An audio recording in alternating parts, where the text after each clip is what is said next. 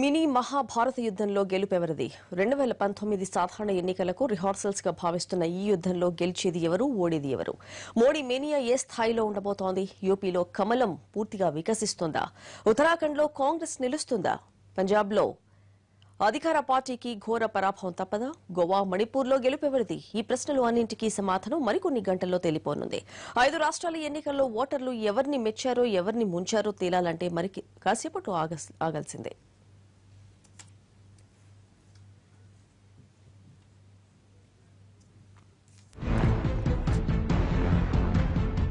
5 రాష్ట్రాల ఎన్నికల కౌంటింగ్ కు సర్వం సిద్ధమైంది.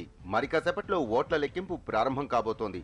ఓట్ల కోసం కోట్లు కుమ్మరించి కాళ్లెరిగేలా తిరిగిన నేతలు టెన్షన్తో ఫలితాల కోసం కళ్లు కాయలు కాచేలా ఎదురు చూస్తున్నారు. తమ తలరాతలను ఓటర్లు ఎలా రాశారోనన్న ఉత్కంఠతో ఈవీఎంలు ఎప్పుడు తెరుచుకుంటాయా అని చూస్తున్నారు. జాతీయ రాజకీయాలను ప్రభావితం చేయబోతున్న ఈ ఫలితాల కోసం దేశమంతా ఆసక్తిగా ఎదురు చూస్తోంది. ఎగ్జిట్ పోల్స్ రూపంలో పొలిటికల్ పిక్చర్ ఎలా ఉండబోతోందో కాస్త క్లారిటీ వచ్చినా అసలు తీర్పు ఎలా ఉండబోతోందన్నది మాత్రం కొన్ని గంటల్లో తేలిపోనుంది. ఉత్తరప్రదేశ్, ఉత్తరాఖండ్, మణిపూర్, గోవా, పంజాబ్ రాష్ట్రాల అసెంబ్లీ ఎన్నికల కౌంటింగ్ కోసం ఆయా రాష్ట్రాల ఎన్నికల కమిషన్లు సర్వం సిద్ధం చేశాయి. ఉదయం 8 గంటలకు కౌంటింగ్ ప్రారంభం అవుతుంది. గంటలోనే ట్రెండ్ పై క్లారిటీ వస్తుంది. 2-3 గంటల్లోపే రాష్ట్రాలను ఏలే రాజులెవరో తేలిపోతుంది.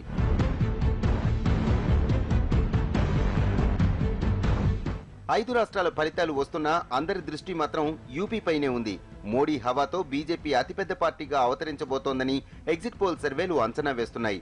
కొన్ని ఎగ్జిట్ పోల్స్ అయితే కమలానికి సంపూర్ణ మెజారిటీ అంటున్నాయి. అయితే అన్ని ఫలితాలు కూడా అఖిలేష్, రాహుల్తో జోడీకి భంగపాటు తప్పదంటున్నాయి. అధికార సమాజ్వాదీ పార్టీ మాత్రం ఎగ్జిట్ పోల్స్ అంతా బోగస్ అని చెబుతోంది. విజయం మాదే అంటూ ధీమాగా చెప్పారు రాహుల్ గాంధీ. ఉత్తరప్రదేశ్లో 403 నియోజకవర్గాలు ఉంటే 75 జిల్లాల్లో 78 కౌంటింగ్ సెంటర్లను ఏర్పాటు చేసింది ఈసీ. పంజాబ్లో అధికార కూటమికి పరాభవం తప్పదంటున్నాయి ఎగ్జిట్ పోల్స్. సర్వేలు అనుకూలంగా రావడంతో కాంగ్రెస్ తో పాటు ఆప్ అధికారంపై ఆశలు పెట్టుకున్నాయి. 117 నియోజకవర్గాల కౌంటింగ్ కోసం 54 సెంటర్స్ ను ఏర్పాటు చేసింది ఈసీ. ప్రతి సర్వే కూడా అధికార పక్షానికి చావుదెబ్బ తప్పదనే అంటున్నాయి.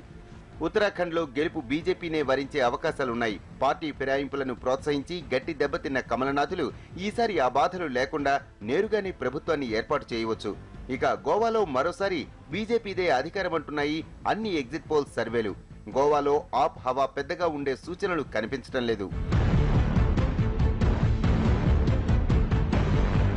ఈశాన్య భారతంలోని మరో రాష్ట్రం మణిపూర్లో ఖాతా తెరవాలని బీజేపీ ఉవ్విళ్లూరుతోంది.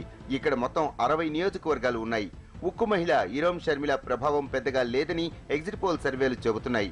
కాంగ్రెస్ కంచుకోటకు బీజేపీ బీటలు కొట్టడం ఖాయమంటున్నాయి సర్వేలు. ఉత్తరాఖండ్, మణిపూర్లో అధికారాన్ని నిలబెట్టుకోవటం కాంగ్రెస్ ముందున్న అతిపెద్ద సవాల్. కాసేపట్లో ఈవీఎంల సీళ్లు తెరవనున్నారు.